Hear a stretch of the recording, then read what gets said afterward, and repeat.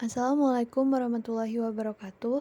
Perkenalkan, nama saya Naila Balkis dari kelas 12 MIPA 5. Pada kesempatan kali ini, saya ingin memaparkan materi PPKN bab 1 mengenai kasus-kasus pelanggaran hak dan pengingkaran kewajiban warga negara.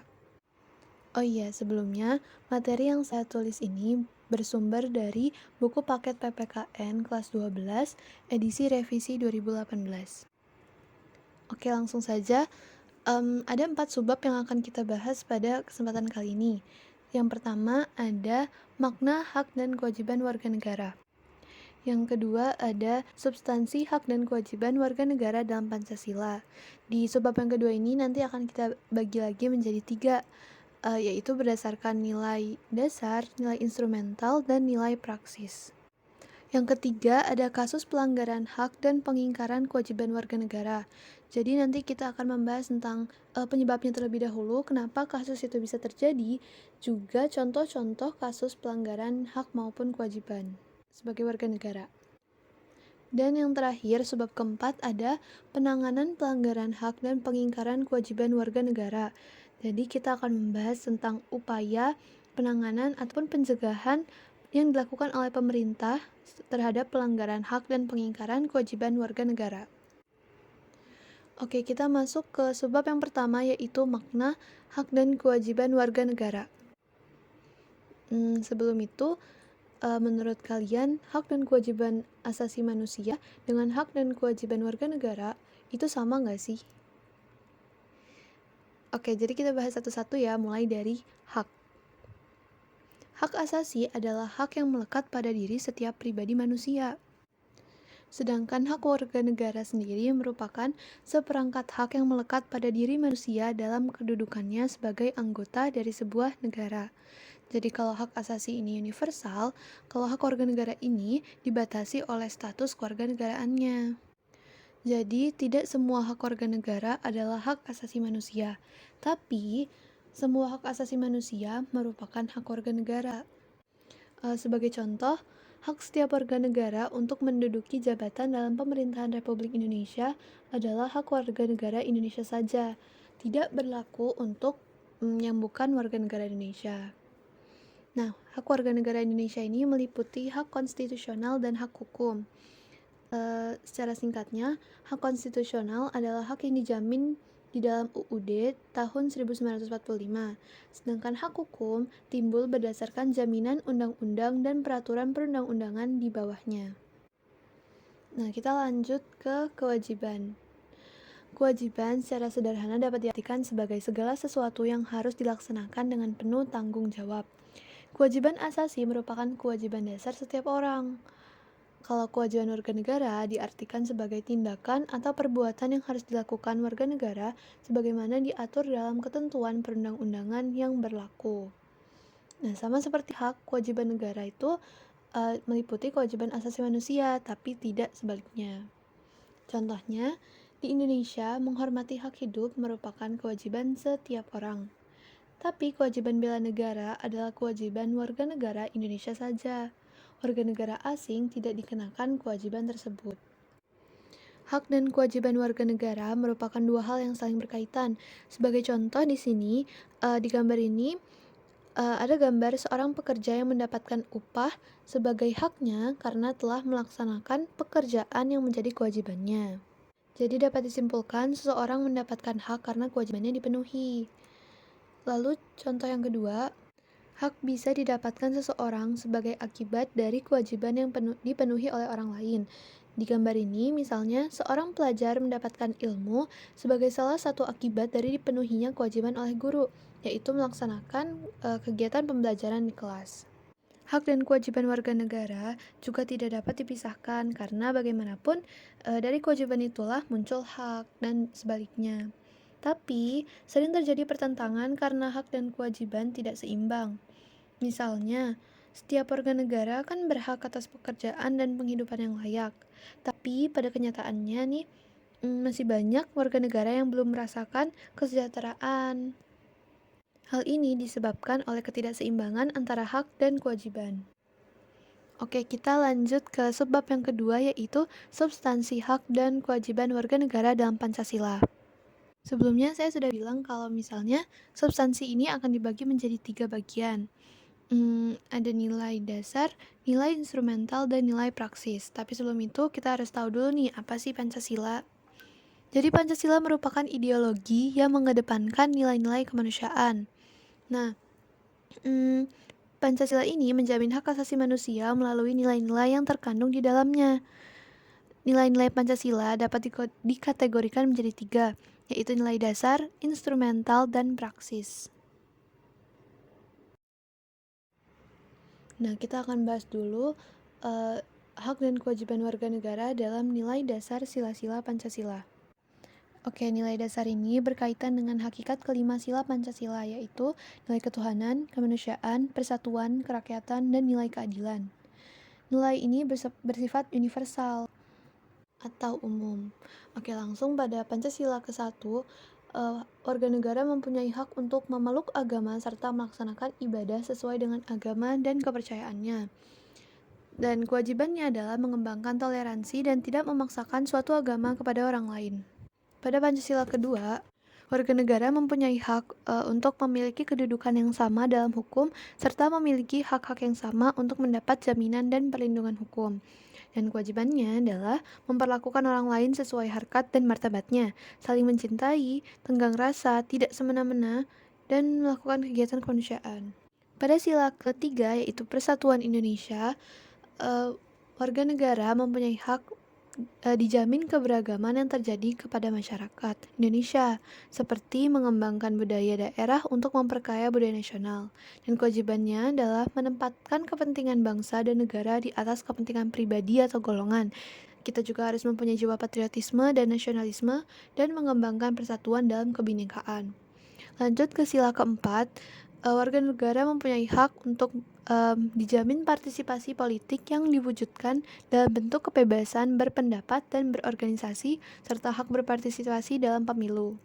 Dan kewajibannya adalah mengutamakan musyawarah mufakat, tidak memaksakan kehendak dan memberikan kepercayaan pada wakil rakyat.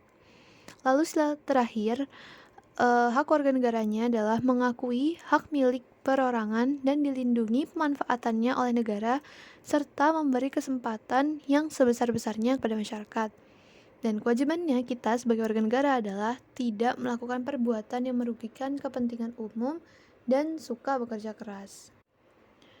Oke, itu tadi berdasarkan nilai dasar. Lanjut berdasarkan nilai instrumental sila-sila Pancasila.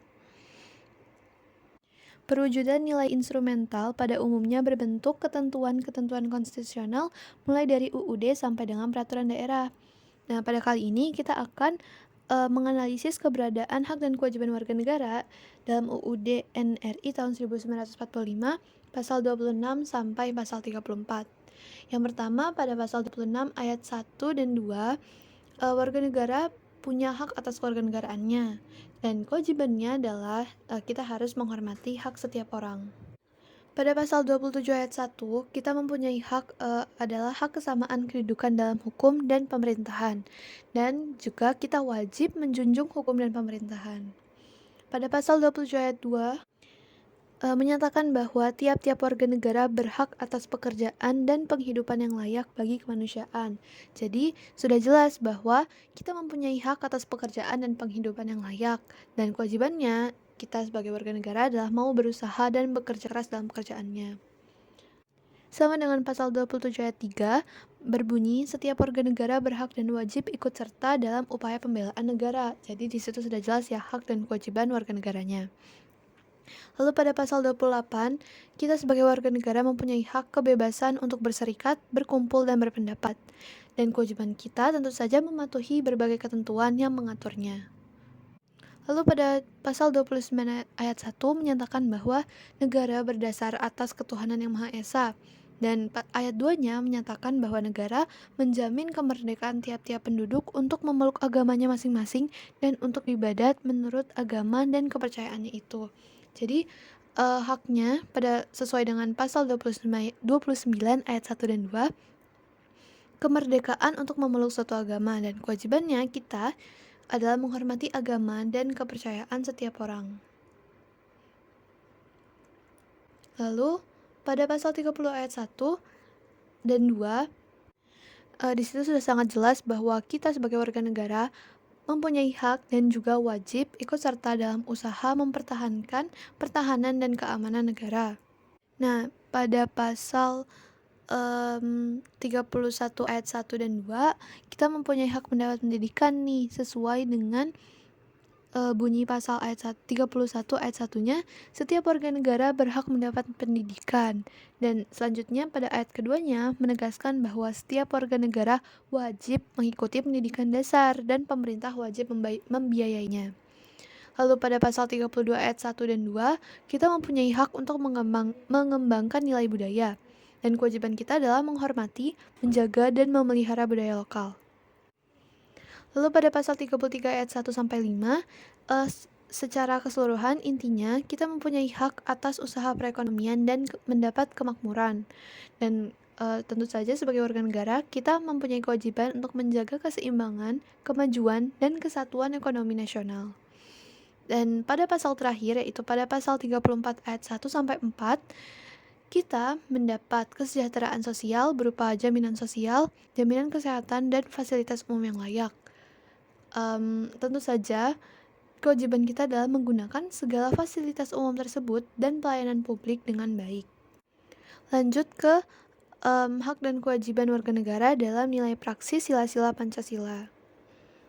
Nilai praksis di sini merupakan realisasi pada tindakan kita sehari-hari. Jadi, setiap warga harus menunjukkan sikap positif dalam kehidupan sehari-harinya. Sesuai dengan Pancasila yang pertama, sikap yang harus kita tunjukkan adalah saling menghormati, toleransi, kerjasama, dan membina kerukunan hidup baik sesama maupun umat beragama. Lalu sila kedua, sifatnya kita harus mengakui persamaan derajat, hak dan kewajiban, saling tenggang rasa, tidak semena-mena, saling menghormati dan menjunjung nilai kemanusiaan. Lalu pada Pancasila ketiga, kita harus mengedepankan persatuan dan kesatuan, rela berkorban, cinta tanah air, dan bangga menjadi bangsa Indonesia. Lalu pada sesuai dengan sila keempat, Pancasila sila keempat, kita harus mengutamakan kepentingan negara. Kita juga harus mengutamakan musyawarah, tidak memaksakan kehendak, dan menerima serta melaksanakan keputusan bersama. Dan sesuai dengan Pancasila terakhir, sikap yang harus kita tunjukkan adalah menjaga keseimbangan antara hak dan kewajiban. Kita juga harus menghormati hak orang lain dan menjauhi sikap hedonis dan konsumtif. Kita juga harus mau bekerja keras dan menghargai hasil karya orang lain tentunya. Oke, lanjut ke subbab ketiga, yaitu kasus pelanggaran hak dan pengingkaran kewajiban warga negara. Nah, sebelum itu kita harus tahu dong, apa sih yang menyebabkan terjadinya pelanggaran tersebut? Oke, yang pertama, ada sikap egois atau mementingkan diri sendiri. Lalu yang kedua, adanya rendahnya kesadaran berbangsa dan bernegara. Yang ketiga, sikap tidak toleransi, penyalahgunaan kekuasaan, ketidaktegasan aspirasi penegak hukum, dan penyalahgunaan teknologi. Oke, sebenarnya ada banyak sekali contoh kasus pelanggaran hak warga negara. Salah satunya adalah proses penegakan hukum masih belum optimal dilakukan, sehingga banyak terjadi kasus salah tangkap atau perbedaan perlakuan oknum para pelanggar hukum dengan dasar kekayaan atau jabatan itu masih terjadi. Padahal menurut pasal 27 ayat 1, selanjutnya ada kasus kita sebagai warga contoh negara kasus mempunyai pengingkaran hak kewajiban warga yaitu negara. berkedudukan Pengingkaran sama di kewajiban dalam warga hukum. negara ini banyak sekali bentuknya. Tapi ini masih mulai dari yang sederhana seperti belum membuang sepenuhnya sampah dilaksanakan sembarangan, sampai yang berat. Contohnya Lalu yang ada kedua adalah melanggar aturan berlalu saat lintas, ini tingkat tidak kemiskinan memakai dan helm, angka pengangguran di tidak negara kita mempunyai masih cukup SIM, tinggi. tidak mematuhi rambu-rambu lalu Dapat dilihat lintas, di dan tidak gambar membawa STNK. berdasarkan gambar Yang ketiga, merusak saya fasilitas ambil negara secara sumbernya dari sengaja. tempo.co. Ini merupakan Di sini pengingkaran ada kewajiban ya, tingkat karena pada pengangguran pasal terbuka berdasarkan jenis 34 kelamin, pada seharusnya Februari kita sebagai warga 2020 negara terakhir punya kewajiban untuk angkanya masih berada di menjaga sekitar fasilitas umum 4,99% dan pelayanan publik. Ini masih cukup tinggi. Yang keempat ada tidak membayar pajak. Padahal Dan yang sesuai dengan terakhir, pasal contohnya 27 adalah ayat tidak 2 berpartisipasi UUD dalam tahun usaha pertahanan dan 1945, keamanan negara. kita sebagai warga Misalnya negara ini mangkir berhak dari atas kegiatan pekerjaan siskamling. dan Padahal penghidupan yang seharusnya layak sesuai sebagai dengan kemanusiaan. pasal 30 Dan masih ayat 1 banyak dan lagi, 2, tapi kita saat sebagai ini warga saya hanya negara akan ini menyebutkan berkewajiban 2 contoh untuk ikut serta dalam usaha pertahanan dan keamanan negara. Oke, lanjut ke subbab terakhir yaitu penanganan pelanggaran hak dan pengingkaran kewajiban warga negara. Oke, sebelum ditangani, tentu saja kita harus tahu pencegahannya dulu ya. Jadi upaya pemerintah dalam pencegahan kasus pelanggaran itu, yang pertama adalah supremasi hukum dan demokrasi harus ditegakkan. Yang kedua, mengoptimalkan peran lembaga-lembaga selain lembaga tinggi negara yang berwenang. Yang ketiga, meningkatkan kualitas pelayanan publik. Yang keempat, meningkatkan pengawasan dari masyarakat dan lembaga-lembaga politik. Yang kelima, meningkatkan penyebarluasan prinsip-prinsip kesadaran bernegara kepada masyarakat. Selanjutnya ada meningkatkan profesionalisme lembaga keamanan dan pertahanan negara. Dan yang terakhir ada meningkatkan kerjasama yang harmonis antar kelompok atau golongan dalam masyarakat. Nah, selain melakukan upaya pencegahan, pemerintah juga menangani berbagai kasus yang sudah terjadi, seperti yang sudah saya sebutkan sebelumnya. Tindakan penanganan dilakukan oleh lembaga negara yang mempunyai fungsi utama untuk menegakkan hukum, seperti berikut contohnya. Yang pertama ada kepolisian.